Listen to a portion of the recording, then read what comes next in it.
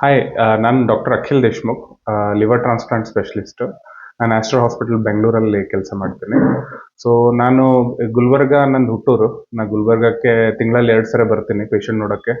ಒಂದು 2ನೇ ಬುಧವಾರ ಮತ್ತು 4ನೇ ಗುರುವಾರ ಬರ್ತೀನಿ. ಸೊ ಲಿವರ್ ಸಂಬಂಧಿತ ಏನಾದರೂ ತೊಂದರೆ ಇದ್ದರೆ, ಅಂದರೆ ಆಲ್ಕೋಹಾಲಿಕ್ ಹೆಪಟೈಟಿಸ್ ಆಗಿರ್ಬೋದು, ಫ್ಯಾಟಿ ಲಿವರ್ ಡಿಸೀಸ್ ಆಗಿರ್ಬೋದು, ಅವ್ರ liver hepatitis B, hepatitis C infection ಆಗಿರ್ಬೋದು, ಅವ್ರ ಸಿರೋಸಿಸ್ ಆಗಿರ್ಬೋದು, ಏನು ತೊಂದರೆಗಳಿದ್ರೂ ನಾನು ಟ್ರೀಟ್ ಮಾಡ್ತೀನಿ.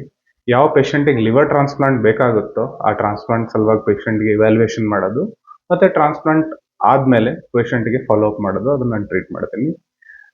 ಸೊ ನಮ್ಮ ಟೀಮ್ ಏನಿದೆ, ಇಂಟಿಗ್ರೇಟೆಡ್ ಲಿವರ್ ಕೇರ್ ಅಂತ ಇದೆ ಬೆಂಗಳೂರಲ್ಲಿ. ಸೊ ಲಾಸ್ಟ್ ಇಯರ್ 2025 ನಾವು 125 ಟ್ರಾನ್ಸ್ಪ್ಲಾಂಟ್ ಆಗಿದ್ದಾವೆ. ಸೊ ಮ್ಯಾಕ್ಸಿಮಮ್ ಕರ್ನಾಟಕದಲ್ಲಿ ಈಗಿನ ತನಕ ಮ್ಯಾಕ್ಸಿಮಮ್ ಆಗಿರೋ ಟ್ರಾನ್ಸ್ಪ್ಲಾಂಟ್ 125, ಅದೇ ನಮ್ಮ ಟೀಮೇ ಮಾಡಿರೋದು ಲಾಸ್ಟ್ ಟೈಮು.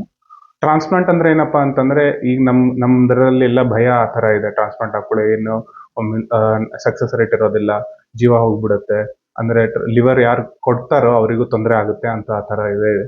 ಬಟ್ ಏನಂತಂದ್ರೆ, ಲಿವರ್ ಡೋನರ್ ಯಾರು ಲಿವರ್ ಕೊಡ್ತಾರೋ, ಮನೆಯಾಗಿದ್ದವರು ಏನು ಬ್ಲಡ್ ಗ್ರೂಪ್ ಮ್ಯಾಚ್ ಹಾಕೊಳ್ಳಿ ಕೊಡ್ತಾರೋ, ಅವ್ರ ರಿಸ್ಕ್ ಏನಿದೆ ಅಲ್ಲ, ಲೆಸ್ ದೆನ್ 1% ಇರುತ್ತೆ ಲೈಫ್ಗೆ. ಅದು ನೀವು ತಿಳ್ಕೊಬೇಕು. ಯಾರು ಲಿವರ್ ತಗೊಂಡು ಇದಾರಲ್ಲ ಅವ್ರ ಲೈಫ್ ಉಳಿಯುತ್ತೆ. ಆ್ಯಂಡ್ ಸಕ್ಸಸ್ ರೇಟ್ ಏನಿದೆ 95% ಅವ್ರು 1 ವರ್ಷ ತನಕ ಜೀವಂತವಾಗಿರ್ತಾರೆ. ಯೂಶಲಿ ಫಸ್ಟ್ 1 ವರ್ಷ ಆರಾಮಾಗಿದ್ದಾರೆ ಅಂತಂದ್ರೆ ನೆಕ್ಸ್ಟ್ 15 ಇಯರ್ಸ್ ಯಾ 20 ಇಯರ್ಸ್ ಲೈಫ್ ಎಷ್ಟು ನಡೆಯುತ್ತೆ ಅಷ್ಟು ಆರಾಮಾಗಿರ್ತಾರೆ. ಏನು ತೊಂದರೆ ಆಗೋದಿಲ್ಲ. ಈ ಥರ ನಮ್ಮ ಕಡೆ ತುಂಬ ಪೇಷಂಟ್ಸ್ ಇದ್ದಾರೆ ಫಾಲೋ ಅಪ್ ಮಾಡೋದು ಅದೆಲ್ಲ. ನಿಮ್ಗೆ ಏನಾದರೂ ತೊಂದರೆಗಳಿತ್ತಂತಂದ್ರೆ ನನಗೆ ಬಂದು ಭೇಟಿ ಆಗ್ಬೋದು ಇಲ್ಲಿ ಮೆಡಿಸ್ಕ್ಯಾನಲ್ಲಿ. ಏನಾದರೂ ಪೇಷಂಟ್ ಹತ್ರ, ಟ್ರಾನ್ಸ್ಪ್ಲಾಂಟ್ ಆಗಿರೋ ಪೇಷಂಟ್ ಹತ್ರ ಮಾತಾಡಬೇಕು, ಅದೆಲ್ಲ ಮಾಡ್ಬೇಕಂತಂದ್ರೆ ನಾನು ನಿಮಗೆ ಹೆಲ್ಪ್ ಮಾಡ್ಬೋದು. ಈ ಲಿವರ್ ತೊಂದರೆ ಸಿರೋಸಿಸ್ ಎದಕ್ಕಾಗುತ್ತೆ ಅಂತಂದ್ರೆ, ನೋಡಿ, ಮೋಸ್ಟ್ ಕಾಮನ್ ಅಂದ್ರೆ ಏನು, ಭಾಳ ಕಾಮನ್ ಆಗಿರೋದು ಕಾರಣ ಅಂತಂದ್ರೆ ಆಲ್ಕೋಹಾಲ್. ಸೆಕೆಂಡ್, ಈಗ ಫ್ಯಾಟಿ ಲಿವರ್ ಡಿಸೀಸ್ ಅಂದ್ರೆ ಬೊಜ್ಜದಿಂದ ಲಿವರ್ ಅಲ್ಲಿ ಫ್ಯಾಟ್ ಡಿಪೋಸಿಷನ್ ಆಗಿ ಅದೇ ಭಾಳ ದಿವಸ ಉಳ್ಕೊಂಡ್ರೆ ಅದು ಲಿವರ್ ಹಾರ್ಡ್ ಆಗಕ್ಕೆ ಸ್ಟಾರ್ಟ್ ಆಗುತ್ತೆ. ಈ ಲಿವರ್ ಹಾರ್ಡ್ ಆಗೋದಕ್ಕೆ ನಾವು ಸಿರೋಸಿಸ್ ಅಂತ ಹೇಳ್ತೀವಿ. ಸೊ ಯಾರಾದರೂ ಡಾಕ್ಟರ್ ಲಿವರ್ ಸಿರೋಸಿಸ್ ಅಂತ ಹೇಳ್ತಾ ಇದಾರಲ್ಲ, ಅದು ರಿವರ್ಸಿಬಲ್ ಅಲ್ಲ. ಅಂದ್ರೆ ಏನು, ಮತ್ತೆ ನಾರ್ಮಲ್ ಮಾಡೋಕ್ಕೂ ಆಗೋದಿಲ್ಲ. ಸೊ ಲಿವರ್ ಸಿರೋಸಿಸ್ಗೆ ನಾವು ಟ್ರೀಟ್ ಮಾಡ್ಬೋದು, ಬಟ್ ಕ್ಯೂರ್ ಮಾಡ್ಲಿಕ್ಕೆ ಬರಲ್ಲ. ಕ್ಯೂರ್ ಅಂದ್ರೇನು, ಯಾವ್ದಾದ್ರು ಗಡ್ಡಿ ಆಗಿದ್ರೆ ಅಂದ್ರೆ ಆಪರೇಷನ್ ಆದರೆ ಆರಾಮಾಗುತ್ತೆ. ಅದೇ ಥರ ಸಿರೋಸಿಸ್ ಆಗಿದೆ ಅಂದರೆ ಮೆಡಿಸಿನಿಂದ ನಾವು ಕ್ಯೂರ್ ಮಾಡ್ಲಿಕ್ಕೆ ಬರೋದಿಲ್ಲ.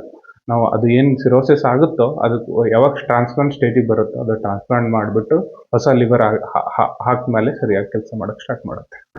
ಸೊ ಮೇನ್ಲಿ ಏನಂತಂದ್ರೆ, ಲಿವರ್ ಸಿರೋಸಿಸ್ ಯಾವ ಕಾರಣದಿಂದ ಆಗಿರುತ್ತೋ ಅದು ನಾವು ಕಂಪ್ಲೀಟ್ಲಿ ಸ್ಟಾಪ್ ಮಾಡಬೇಕು. ಫಾರ್ ಎಕ್ಸಾಂಪಲ್, ಆಲ್ಕೋಹಾಲಿಂದ ಆಗಿರೋದೆ ಅಂದ್ರೆ ಆಲ್ಕೋಹಾಲ್ ಸ್ಟಾಪ್ ಮಾಡಬೇಕು. ಫ್ಯಾಟಿ ಲಿವರಿಂದ ಆಗಿದೆ ಅಂತಂತಂದ್ರೆ ನಮ್ದು ವೇಟ್ ಏನಿದೆ, ಹೈಟ್ ಇನ್ ಸೆಂಟಿಮೀಟರ್ -100 ಆ ಥರ ಮೇಂಟೈನ್ ಮಾಡಬೇಕು ವೇಟ್.